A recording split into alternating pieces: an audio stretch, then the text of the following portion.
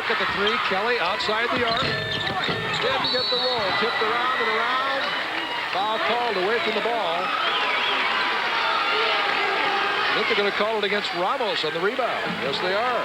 Ramos, that'll be his 4th foul. 19th foul. So watch here. Ramos going up for the rebound. Little bit of arm contact with Otteson over the back. So Dan Otteson at the free throw line. Huge free throws here for Staples-Motley. Didn't get it. Rebound to Steib. Knocked loose. Higher. Partially blocked. Higher down hard on the floor. They say it's going to be De La Salle's ball. Staples-Motley wanting a foul. Did not get the call. And now's a call against Yeager. Jockeying for position in the back court with Steib, who will walk to the other end to shoot free throws. Lynn Peterson clearly not very pleased with the officials at this point. Well, Higher really has been battling all day long on both ends. I'm sure he's going to be a little sore tomorrow. Foul on Steib to put him at the free throw line to shoot 2. 2 shots. Robert Steib with 5 points so far. 55-47. De La Salle on top with 49 seconds to play in the overtime. Steib now with 6. Can give his team a 10-point lead with one more.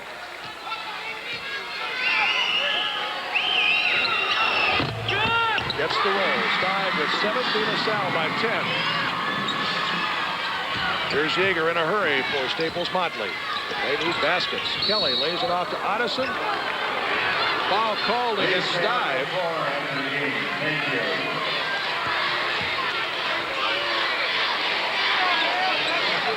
Staples-Motley in the bonus, so it's a 1-and-1. Eric Kelly really had nowhere to go. He was up in the air. Fortunately for him, he is going to shoot at the line 2 shots. 10 team fouls now. I did put him at 10. Kelly shoots 2. So Kelly with 19. Now 20. De La Salle's lead is 9.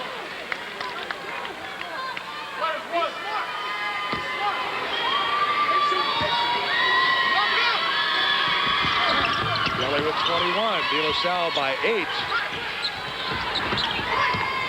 Ball comes in to Kalachakis. Double teamed immediately, throws it away. Yeager knocks it loose to Otteson. Here comes Staples-Motley again. Kelly with a long 3. Eric Kelly doing it again. They need to stop the clock, and they do. So Kelly with that 3 brings his team within 5 at 57-52. His 4th 3 of the afternoon, but they have to foul to stop the clock. Well, there was off the steal. Pass from Yeager over to Kelly, and Kelly squares up so nicely, ready to launch. Well, he's well beyond the arc. He is out there. That's a 3 and change. Ben Johnson at the free throw line. Important free throws for De La Salle.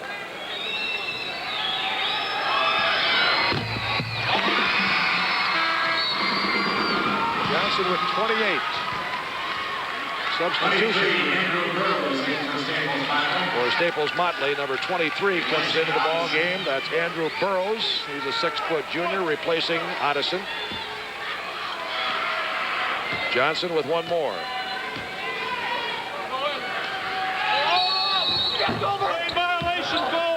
Lane violation against De La Salle. That was Ramos signaling, sorry, my fault. Now Dave Thorson wants a timeout. His team leading 58-52, obviously wants to decide what to do defensively. Well, right now, a 2-possession game in the way Staples-Motley is shooting 3s. They're going to try a 3, I'm sure. If they make it, foul, stop the clock again. They're going to make De La Salle shoot free throws. We know that much for sure. Clearly the most exciting game you and I have done over both tournaments. I would say so. Yeah.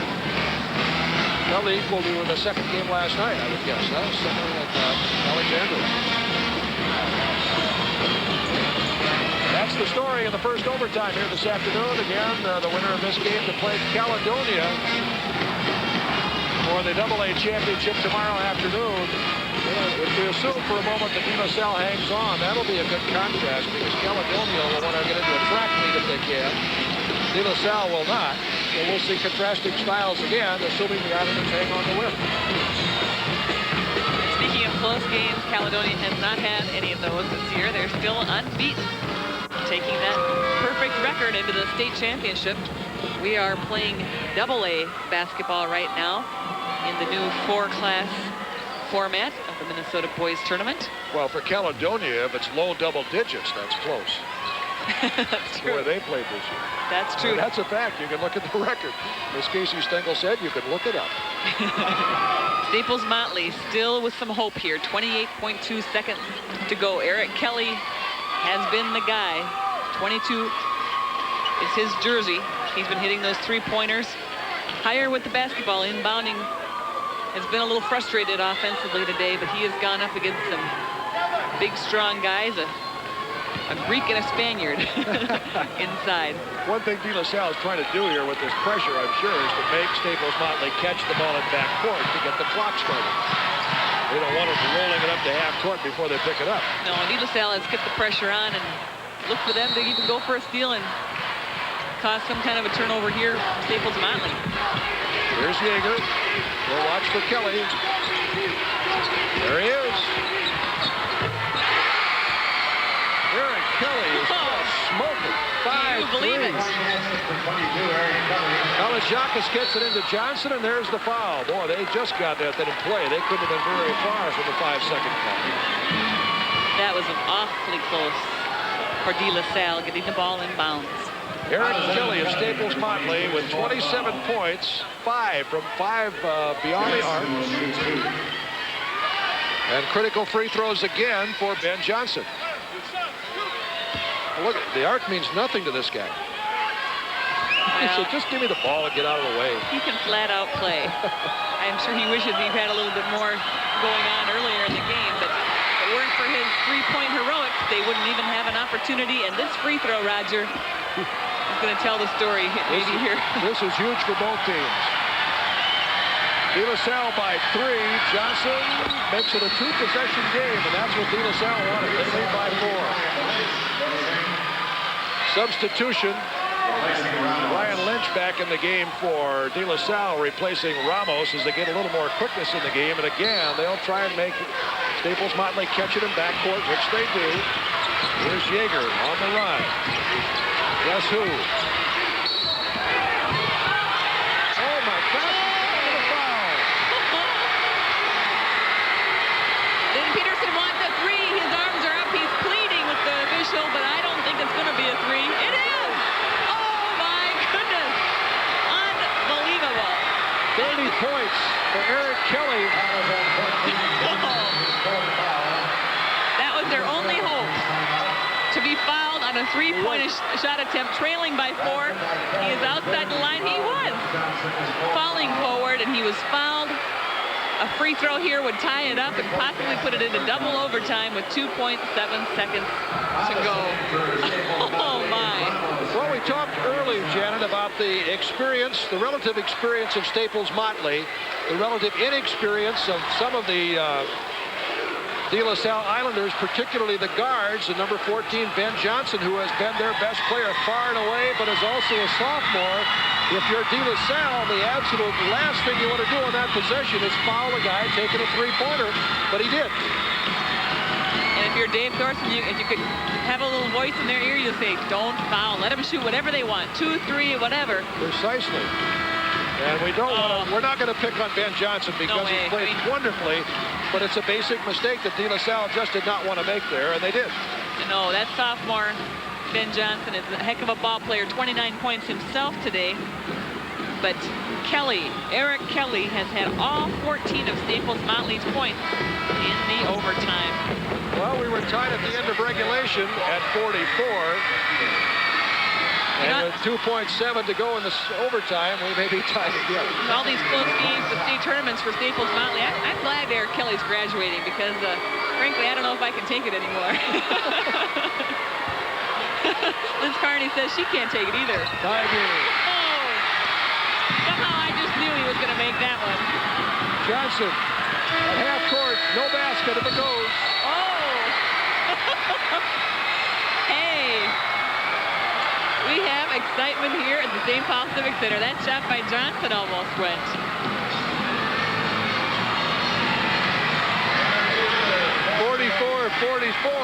the end of regulation. And not exactly a bashful overtime period for either team. They each scored 15 points, which in overtime was often a lot. That's a lot of basketball for a 4-minute overtime. He'll be hanging around long enough. Hank might get his sudden death yet. Who knows?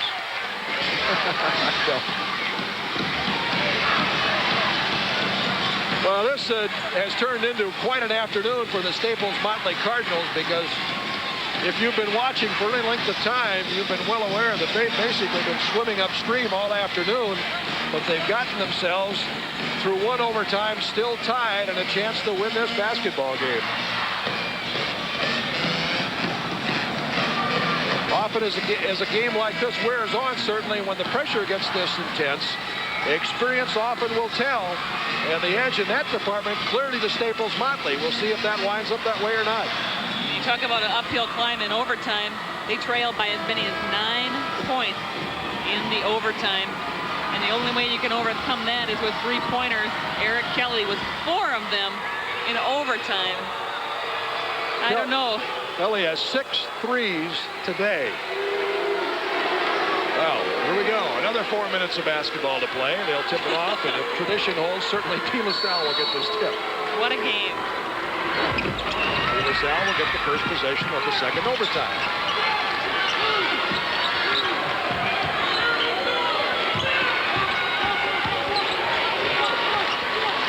Side. You see, again, the Staples-Motley's going to sit back in that 2-3 zone. They're really trying to clog it up. Keep the ball out of the low post position. That post defense is important. Got a lot of Staples-Motley players with 4 fouls on them. Everybody really except Addison. Addison has 3. Everyone else for Staples-Motley has 4 fouls. Roger. Ramos inside to Kalachakis. Kalachakis now with 8 points in the first lead of the second overtime to LaSalle. 61-59. Tough for Lynn Peterson because they don't really have many fouls to give. Addison can give 1 more foul. Otherwise, the next foul for Staples-Motley will send somebody to the bench. Man-to-man defense for LaSalle. Lob pass underneath for Addison. Didn't get it. Staples-Motley looking for a foul. Addison was fouled on that play. Yes, indeed. They probably got away with one there. Kalachakis came down to the rebound. I don't mind bumping and pushing away from the basketball, not always calling that, but if a shooter is fouled in the act of shooting, it should be called, even if it's just a little tap or a bump on a 3-point shot attempt. 2:30 to play, second overtime. LaSalle by a pair. Stein puts it on the floor. Didn't get the runner. Ramos called in the rebound, and he's gone.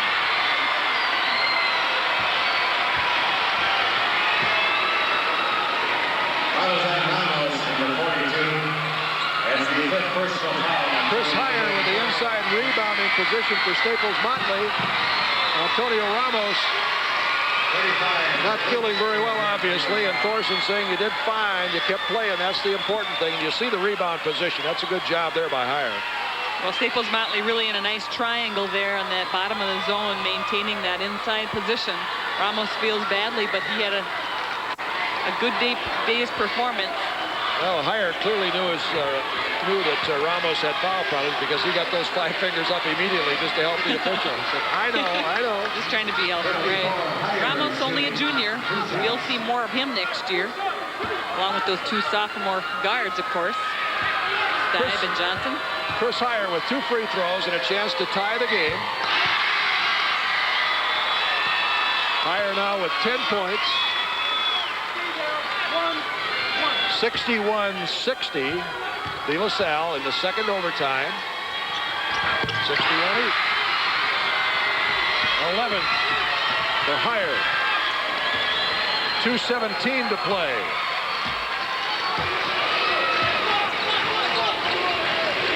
Mulcahy playing a little catch with Stibe. This is Mulcahy. A lot of talking in Staples-Motley. Wherever Ben Johnson goes, number 14, he's moving around, wandering to the zone, and they're communicating. Who's got him? I've got him. There he goes. He has been the player today. 29 points for the sophomore this afternoon. Okay, playing catch again with Stibe. 1:45 to play, second overtime. Game tied at 61. It has not been a beautifully played game, but we've certainly made up for it with excitement. Very suspenseful. I think a lot of people wrote Staples-Motley off when they were trailing by 9 in the first overtime. Here we are in the second. LaSalle content to work the clock with the tie. Keep in mind, it's often hard to hold the ball for extended periods of time, but they've done all right so far. This is Johnson and Stibe, and Johnson again. 1:15 to play, second overtime. Well, Staples-Motley in that zone, so LaSalle content just to sit back and hold the ball. Again, they don't want to foul. They don't want to put someone on the line for 2 shots. 1 minute. And less. You can see the clock running in the lower part of your screen. And they don't really have the fouls to give. So they're going to let them. This is what happened. All over again, huh? This is what happened in the first overtime. Exactly. Well, the Staples-Motley fans don't think much of this, but obviously the LaSalle folks do as we come to a half minute. Stibe. Jaeger's going to have to come out and pick him up. Still in the zone. Tough for Lynn Peterson. He's yelling, but I don't think they can hear him from that far away. 15 seconds. Pushing the limits of the coach's box. Now we're down to 10. They need to make a move toward the basket soon. It's going to be too late. Here's Johnson. He'll try to win it. Ben Johnson with 31 puts his team on top by 2 with 3 seconds remaining. Staples-Motley couldn't seem to contain Johnson, who came up with another huge basket of the day. There's Johnson, little hesitation to the right, comes back to his left, ascends up on that beautiful jump shot of his. And we have to point out again, Janet, he broke down the front end of his zone to get that shot. Something that Staples-Motley obviously didn't want to happen. And it's not like they didn't know who was probably going to shoot the ball, but he has caused them problems all day long. Well, we thought that Ben Johnson perhaps shot his team in the foot a bit at the end of the first overtime, but he may have more than made up for it right there. Well, there's 4 seconds. I don't know when the timeout was called, but they let almost a second, over a second and a half go off the clock before the official got his hand up. Looked like 2 or 3 tenths might have ticked off after the official got his arm up, but that's, we won't fault anybody for that. You have to take the time for the score to throw the switch, and these things don't work instantly, of course. Right from the time that the player actually called it to when it stopped, can't do it much faster than that. All right, 3 seconds to play in the second overtime. LaSalle leads by 2 at 63-61. Staples-Motley will put the ball in play in backcourt. I'm sure Dave Thorson has said, do not foul. They want to, they probably said it more than once. Now he's seen what the Staples-Motley wanted to do, or at least hopes they want to do, so Thorson takes another timeout to think about defense. NBA-like ending to this game. Look at the formation, call timeout, reset. That's just to make Jeff Mordor's feel at home. Jeff handling our stats for us, works at the Timberwolves games as well. He knows how to do this. Mr. Nonchalant, he's got this thing under control. No problem.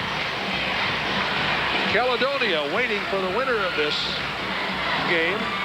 They'll play in about 22 hours for the AA championship.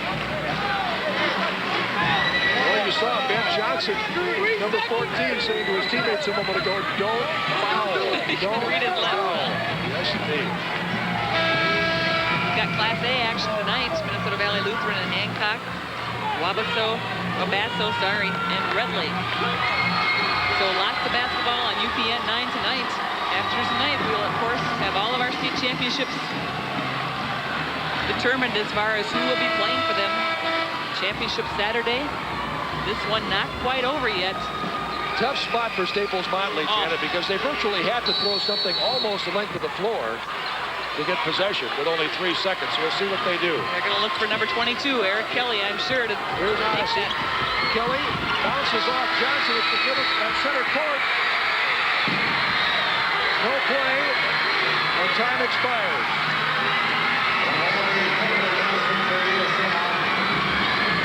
Eric Kelly looking for some kind of contact there to go his way.